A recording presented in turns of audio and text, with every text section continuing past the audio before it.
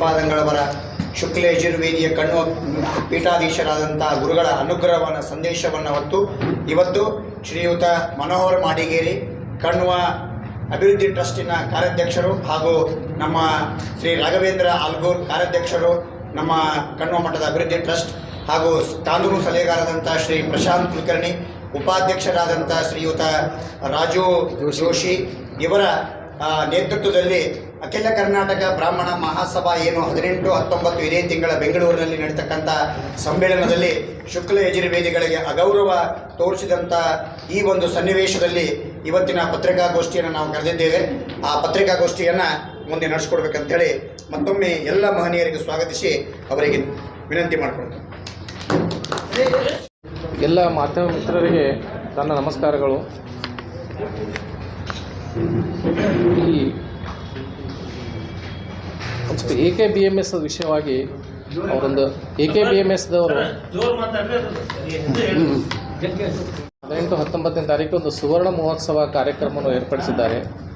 ಅವರು 50ನೇ ವರ್ಷ ಆಯಿತು AKBMS ಸ್ಥಾಪನೆಯಾಗಿ. AKBMS ಸ್ಥಾಪನೆಯ ಮೂಲ ಉದ್ದೇಶ ಬ್ರಾಹ್ಮಣರ ಸಂಘಟನೆ, ಸ್ವಾವಲಂಬನೆ ಮತ್ತು ಸಂಸ್ಕಾರ, ಈ 3 ಆಧಾರ ಸ್ತಂಭಗಳ ಮೇಲೆ AKBMS ಸ್ಥಾಪನೆಯಾಯಿತು 50 ವರ್ಷಗಳ ಹಿಂದೆ. ಈಗ ಅಶೋಕ್ ಹಾರನಹಳ್ಳಿಯವರು ಈ ಕಾರ್ಯಕ್ರಮವನ್ನು ಮಾಡ್ತಿದ್ದಾರೆ. ನಮಗೆ ಬ್ರಾಹ್ಮಣರ ಈ ಕಾರ್ಯಕ್ರಮಕ್ಕೆ ಸಂತೋಷ ಇದೆ. ಆದರೆ ಎಲ್ಲ ಬ್ರಾಹ್ಮಣರನ್ನು ಸಂಘಟಿಸಿ ಈ ಕಾರ್ಯಕ್ರಮ ಮಾಡಬೇಕು ಅಂಥೇಳಿ ಅವ್ರದ್ದು ಫಸ್ಟ್ ನವಂಬರ್ದಲ್ಲಿ ಆಮಂತ್ರಣ ಪತ್ರಿಕೆ ಬಂತು. ಆಮಂತ್ರಣ ಪತ್ರಿಕೆ ನೋಡಿದಾಗ ನಮ್ಮ ಅಲಗೂರು ಸರು ಅವರಿಗೊಂದು ಮೇಲ್ ಮುಖಾಂತರ ತಿಳಿಸಿದರು, ನೋಡಿ ಇದರಲ್ಲಿ ನಾವೆಲ್ಲ ಬ್ರಾಹ್ಮಣರು, ನಾವು ಮೊದಲು ಬ್ರಾಹ್ಮಣರು, ಆಮೇಲೆ ನಮ್ಮ ಶಾಖೆ, ಆಮೇಲೆ ನಮ್ಮ ಶಾಖಾ ಗುರುಗಳು.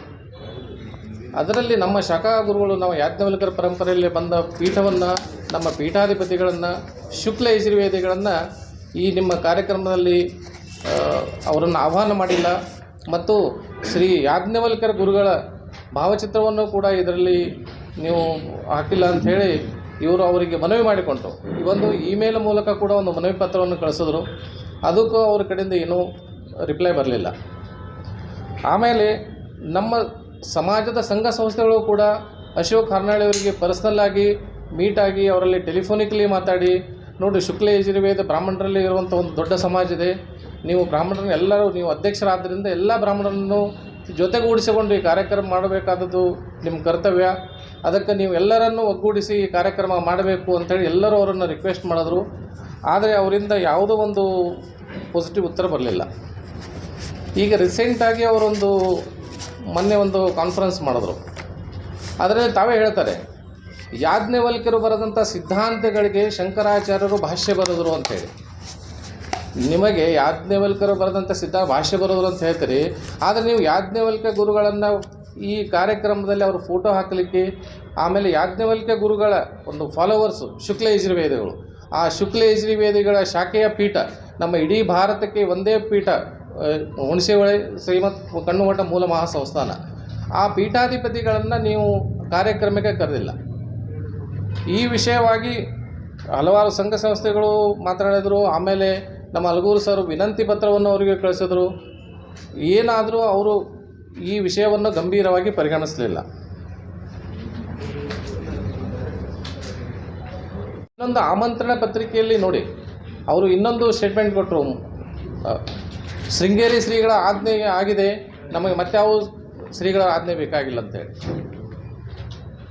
ಇದು ಬೀಯಿಂಗ್ ಎ ಪ್ರೆಸಿಡೆಂಟ್, ಈ ಬ್ರಾಹ್ಮಣರ ಒಂದು ಮುಖಂಡತ್ವ ವಹಿಸಿದವರು ಈ ಥರನಾಗಿ ಮಾತಾಡೋದು ಎಷ್ಟರ ಮಟ್ಟಿಗೆ ಸಮಂಜಸ ವಿಚಾರ ಮಾಡುವಂಥದ್ದು. ಆಮೇಲೆ ಅವರ ಆಮಂತ್ರಣ ಪತ್ರಿಕೆಯನ್ನು ನೀವು ಸೂಕ್ಷ್ಮವಾಗಿ ನೋಡಿದರೆ ಶ್ರೀ ಶಂಕರಾಚಾರ್ಯ ಮಠದ ಪೀಠಾಧಿಪತಿಗಳನ್ನು ಪ್ರಮುಖವಾಗಿಟ್ಟುಕೊಂಡು ಅವರನ್ನೇ ಪ್ರಧಾನವಾಗಿದ್ದಾರೆ. ಅದರಲ್ಲಿ ನಮ್ಮ ಮಧ್ವ ಮಠದ ಸಂಪ್ರದಾಯ ಪೀಠಾಧಿಪತಿಗಳನ್ನು ಅಷ್ಟರ ಮಟ್ಟಿಗೆ ಪ್ರಾಮುಖ್ಯತೆ ಕೊಟ್ಟಿಲ್ಲ. ಇವೆಲ್ಲ ಅಂಶಗಳನ್ನು ನಾವು ಅವರ ಗಮನಕ್ಕೆ ತಂದರೂ ಕೂಡ ಅದನ್ನು ಏನೂ ಚೇಂಜಸ್ ಆಗಲಿಲ್ಲ.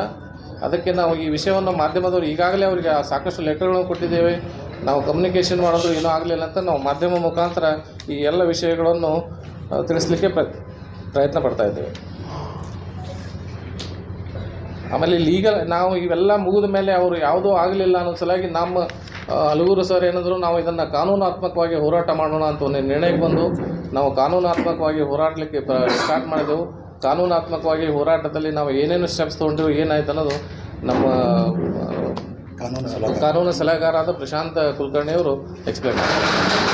ಸಭಾದ ಅಧ್ಯಕ್ಷರು ಯಾವಾಗ ನಮ್ಮ ಒಂದು ಕಣ್ವ ಮಠದ ಆಡಳಿತಾಭಿವೃದ್ಧಿ ಟ್ರಸ್ಟ್ ಅವರಿಗೆ ಅನೇಕ ಬಾರಿ ಮನವಿ ಸಲ್ಲಿಸಿದರೂ ಕೂಡ ಅವರು ಅದಕ್ಕೆ ಪ್ರತಿಕ್ರಿಯಿಸದೇ ಇದ್ದಾಗ ಇವರು ಕಾನೂನಾತ್ಮಕ ಹೋರಾಟ ನಿರ್ಧಾರ ತೆಗೆದುಕೊಂಡ ನಂತರ ನಾವು ಅವರ ವಿರುದ್ಧ ಅನೇಕ ದಾವೆಗಳನ್ನು ಸಂಬಂಧಪಟ್ಟ ಹಲವಾರು ಕೋರ್ಟ್ಗಳಲ್ಲಿ ಅವ್ರ ವಿರುದ್ಧ ದಾವೆ ಹೂಡಿದಲ್ಲಿ ಪ್ರಥಮವಾಗಿ ಅವರು ಏನು ಮಾಡಿದರು, ನಾವು ಕರಪತ್ರಗಳನ್ನು ಅದನ್ನು ತಾವು ಬಹಿರಂಗ ಪಡಿಸಬಾಡ್ರಿ, ಇದನ್ನು ನೀವು ಯಾವುದೇ ಕಾರಣಕ್ಕೂ ಸರ್ಕ್ಯುಲೇಟ್ ಮಾಡಬಾಡ್ರಿ ಅಂತ ನಾವು ಅದರ ವಿರುದ್ಧ ನಾವು ಸ್ಟೇ ತೊಗೊಂಡು ಬಂದ್ವಿ. ಸ್ಟೇ ಅದನ್ನು ಗ್ರ್ಯಾಂಟ್ ಆಯಿತು. ಸ್ಟೇ ಗ್ರ್ಯಾಂಟ್ ಆದ ತಕ್ಷಣ 31/12/2024 ಅದನ್ನು ಅವರು ಧಾರವಾಡ ಉಚ್ಚ ನ್ಯಾಯಾಲಯದ ಪೀಠದಲ್ಲಿ ಅವರು ಅದನ್ನು ವೆಕೇಟ್ ಮಾಡಿಸಿದ್ರು. ನಂತರ ಇನ್ನೂ ಹಲವಾರು ಕೋರ್ಟ್ಗಳಲ್ಲಿ ಅದೇ ದಾವೆಗೆ ಅನುಗುಣವಾಗಿ ಸುವರ್ಣ ಮಹೋತ್ಸವ ಕಾರ್ಯಕ್ರಮಕ್ಕೆ ಏನಂತಂದರೆ ನಾವು ಸ್ಟೇ ತೊಗೊಂಡು ಬಂದ್ವಿ. ಆ ಸ್ಟೇಗೆ ಆಲ್ರೆಡಿ ಏನಂತಂದರೆ ಚಾಲ್ತಿಯಲ್ಲಿದೆ. ಈಗ ಅದರ ಸಂಬಂಧ ಅಂದರೆ ನ್ಯಾಯಾಲಯದಲ್ಲಿ ಬಂದಿರತಕ್ಕಂಥ ತಡೆಯಾಜ್ಞೆ ಏನಪ್ಪ ಅಂತಂದರೆ ಈಗ ನಾವು ಆಲ್ರೆಡಿ ರವಾನಿಸಿದ್ದೀವಿ. ಅವರು ಕೂಡ ಯಾರು ಅಧ್ಯಕ್ಷರು ಅಖಿಲ ಕರ್ನಾಟಕ ಬ್ರಾಹ್ಮಣ ಸಭಾ ಇವರು ಈ ಒಂದು ಕಾನೂನಿಗೆ ಗೌರವ ಕೊಟ್ಟು ಈ ಕಾರ್ಯಕ್ರಮಗಳನ್ನು ಸ್ಥಗಿತಗೊಳಿಸಿದರೆ ಕಾನೂನು ಪ್ರಕ್ರಿಯೆಗಳಿಗೆ ಗೌರವ ಕೊಟ್ಟಂತಾಗುತ್ತೆ ಅಂತ ಈ ಮೂಲ ಪತ್ರಿಕಾಗೋಷ್ಠಿಯ ಮುಖಾಂತರ ನಾವು ಅವರಿಗೆ ತಿಳಿಯಬಯಸುತ್ತೇವೆ. ಕೇವೇಟದೊಂದು ಹೇಳಿ ಗುಲ್ಬರ್ಗದ್ದು ಧಾರವಾಡದ್ದು ಮಾಡಿದ್ದಾರೆ. ಧಾರವಾಡ ಉಚ್ಚ ನ್ಯಾಯಾಲಯ ಪೀಠದಲ್ಲಿ ನಾವು ಸ್ಟೇ ವಿರುದ್ಧ ಕೇವೇಟು ಫೈಲ್ ಮಾಡಿದ್ವಿ. ಆದರೆ ಆ ಕೇವೇಟನ್ನು ಅವರು ಹೈಡ್ ಮಾಡಿಕೊಂಡು ಅದನ್ನು ವೆಕೇಟ್ ಮಾಡಿಸಿದ್ರು. ಆ ವೆಕೇಟ್ ಮಾಡಿದ್ರ ಸಂಬಂಧ ನಾವೇನು ಮಾಡಿದ್ವಿ, ಅದನ್ನು ಆಲ್ರೆಡಿ ಅದನ್ನು ಚಾಲೆಂಜ್ ಮಾಡಿದ್ದೀವಿ ಅಪಿಲೇಟ್ ಕೋರ್ಟಲ್ಲಿ. ಅದು ಪ್ರೊಸೀಡಿಂಗ್ ಏನಂತಂದರೆ ಪೆಂಡಿಂಗ್ ಇದೆ. 2011 ಸೆನ್ಸಸ್ ಪ್ರಕಾರ ನಿನ್ನೆ ನಾವು ನೋಡಿದ ಪ್ರಕಾರ 14 ಲಕ್ಷ, ಅದು ಸುಳ್ಳು, ಹೆಚ್ಚಿದೆ. 10 ವರ್ಷ ಹಿಂದಿನ ಫಿಗರ್ ಅವರು ಈಗ ಮತ್ತೆ ಹೆಚ್ಚಾಗಿದೆ.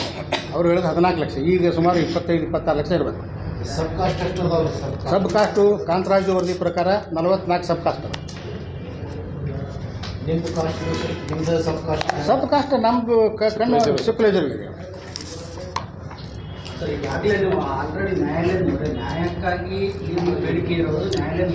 ಹೌದು ಅಲ್ಲ, ನಿನ್ನೆ ಎಸ್ ಒಪ್ಕೊಂಡಿವಿ.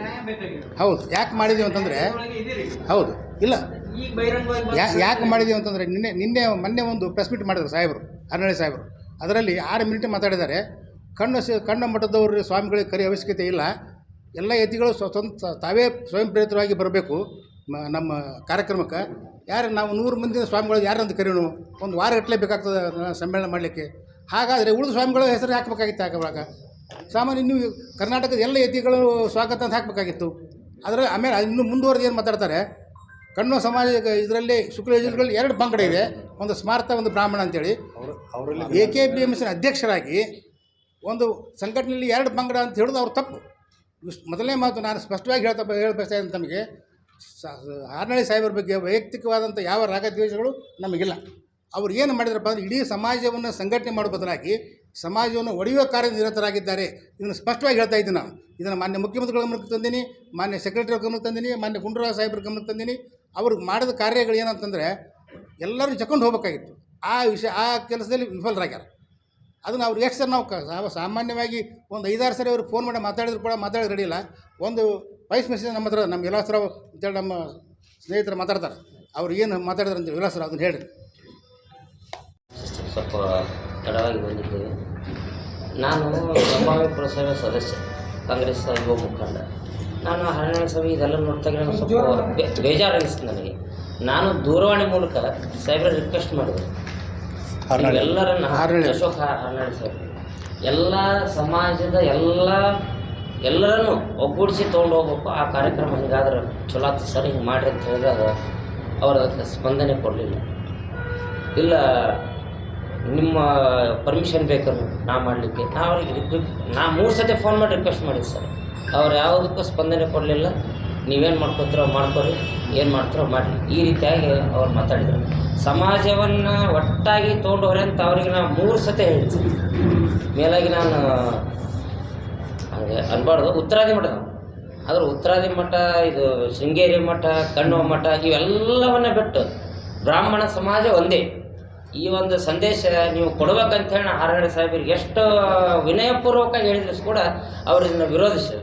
ಅದಕ್ಕೆ ನಾ ಈ ಕಾರ್ಯಕ್ರಮಕ್ಕೆ ಬಹಿಷ್ಕಾರ ಅಲ್ಲ, ಆದರೆ ಅಶೋಕ್ ಹಾರನಳ್ಳಿ ಅವರ ಇದೇ ಅನ್ನೋದ ನಿಯತ್ತು, ಅವರ ನಡೆ ಅದು ಚೆನ್ನಾಗಿಲ್ಲ.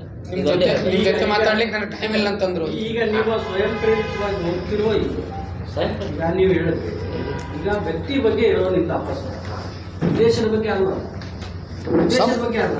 ಅಲ್ಲಲ್ಲಿ ಸಮಾವೇಶಕ್ಕೆ ನಮ್ಗೆ ಆಮಂತ್ರಣ ಇಲ್ಲ, ಯಾಕೆ ಹೋಗೋದು ನಾವು ಹೋಗೋದಿಲ್ಲ ಖಂಡಿಸಲ್ಲ ಅಂತ ಅಲ್ಲ ಅವರು ಹದ್ಗಡ ನಾನು ಮಾತಾಡ್ತೀನಿ. ಅವರ ಮಾತಿನೊಳಗೆ ಹಾಂ ಖಂಡಿಸಲ್ಲ, ವ್ಯಕ್ತಿ ನಡೆ ಬಗ್ಗೆ ನಮ್ಗೆ ಹೌದು, ಅಂದರೆ ವ್ಯಕ್ತಿ ನಡೆ ಬಗ್ಗೆ ಕಾರ್ಯಕ್ರಮಕ್ಕೆ ನಾವು ಇದಿಲ್ಲ, ಕಾರ್ಯಕ್ರಮ ವಿರೋಧಿ ಅಲ್ಲ, ಆದ್ರೆ ಅವ್ರ ಅಧ್ಯಕ್ಷರಾಗಿ ಈ ರೀತಿ ಮಾಡ್ತಾ ಇದ್ದಾರಲ್ಲ, ಸಮಾಜವನ್ನು ಹೊಡಿತಾ ಇದ್ದಾರೆ.